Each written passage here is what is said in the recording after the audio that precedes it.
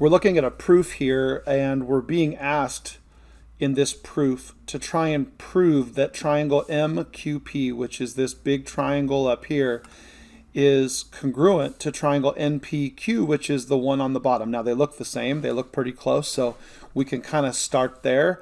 But in order for us to prove the triangles are congruent, we are going to be looking for angle, side angle. And so that'll usually be the last reason, the last step is, are these triangles congruent? And we need an angle, we need a side, and we need an angle. And so let's take a look at what this proof has given us. They've given us angle MQP, and MQP is this angle right here. MQP is congruent to angle NPQ. NPQ is this right there. And then we need to go take a look at the second given angle, MPQ, and I'm going to do that in a different color. MPQ is this little guy over there, and that's congruent to triangle NQP, which is this one here. Notice we have two angles. I have an angle, and then I have an angle, and I need to know an included side. So let's go take a look at what we might see. We don't have anything given to me about a side in this angle, but I want you to pay attention to PQ. PQ is that side right there, or QP, however you want to call it. It's common to both triangles. So a lot of times I'll refer to this in class as a shared side. It's common. And I don't actually need to know how long it is because it's the same part of both triangles. And so the second step, you know, the first step was our given. The second step is going to be this. PQ is congruent to itself. We could actually turn the letters around and call it PQ is congruent to QP because the orientation up here and down here are backwards. But I'm going to just leave it like this. PQ is congruent to PQ, and that's something called the reflexive property of equality. And the reflexive property says that any piece, angle, or side is equal to itself. So angle N is congruent to angle N would be a reflexive property of equality. And take a look at what I have now. I have an angle, and then I have a side, and then I have an angle. And on the top triangle, I have angle, side, angle, and then this PQ is the included side. So that is now enough to make this final statement to prove triangle MPQ is congruent to triangle NPQ, and the reason is angle, side, angle theorem.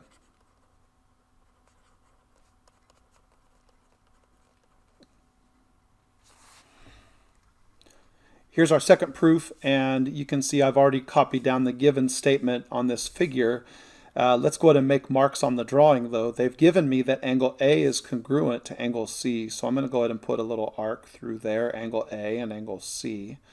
And so there's an angle. Remember that we are looking at angle, side, angle, so I already have an angle. And now let's take a look. They give me that E is the midpoint of AC. If E is in the middle of AC, that means that this segment here is going to be congruent to this segment here because E is in the middle. So AE is going to be congruent to CE, and that's going to be our second statement.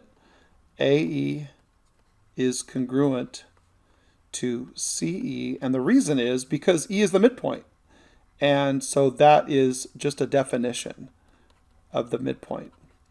And that's our reason. So I now have made a statement about an angle, and then I made a statement about a side, and so I'm down to just needing one more angle.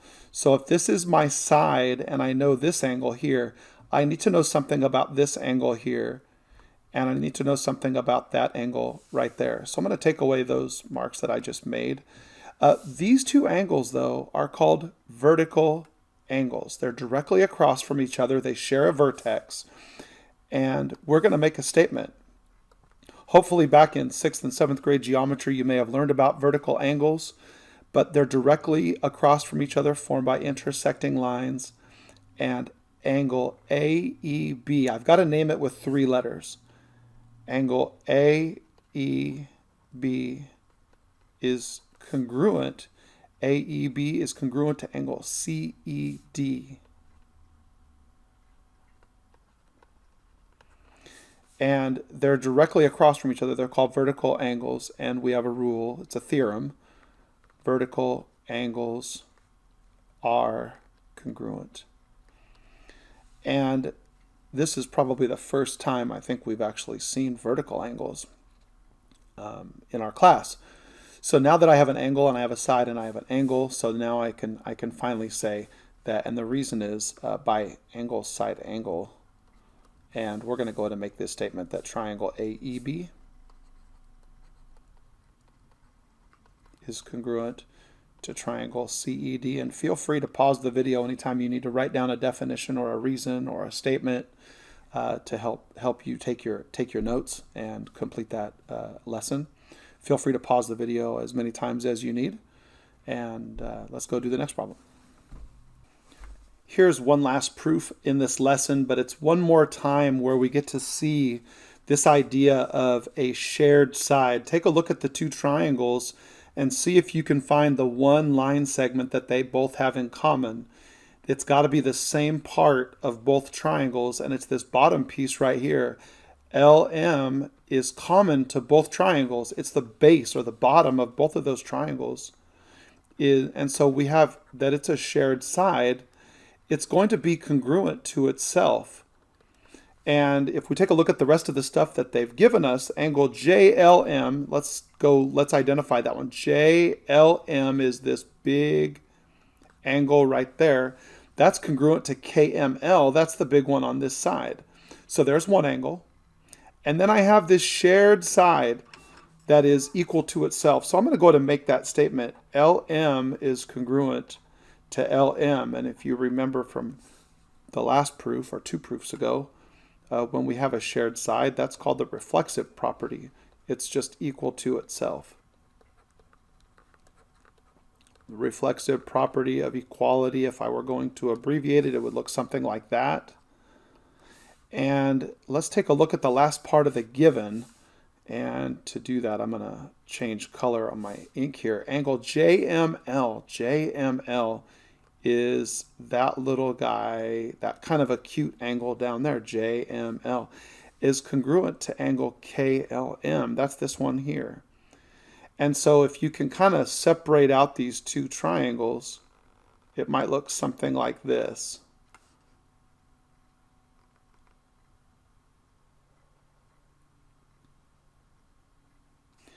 And so we have this little pointy side equal to that little pointy side. We have this is the shared side, and then this was the big angle here. And now you can start to see how angle, side, angle takes shape. So then we're going to make our last statement that says triangle JML is congruent to triangle KLM, and the reason is angle, side angle. Sometimes when you have triangles overlapping, it makes it a little bit easier to separate these out. In fact, if I were to label the parts, that would be J, L, M, and this over here would be K, and down here is M, and then there's that point L. And you can see how I've separated the 2 triangles out, if that makes it a little bit easier to see the proof.